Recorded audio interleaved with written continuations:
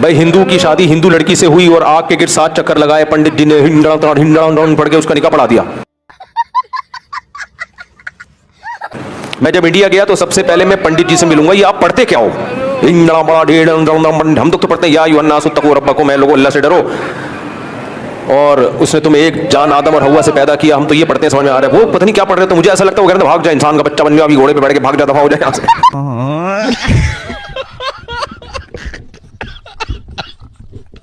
शायद ये समझा रहे होते हैं उसको, किसी की समझ में नहीं आता। तो पंडित जी से मैं तर्जमा पूछूंगा, ये आप पढ़ते क्या? कोई अच्छे कलिमाती होंगे, अच्छा मतलब ही होगा कि ये एक अच्छा काम कर रहे हो, पहली दफा जिंदगी में कोई ढंग का तुमने काम किया है। या उसको डांट रहे होते होंगे, इंसान के बच्चे तुमने पहले क्यों नहीं काम किया।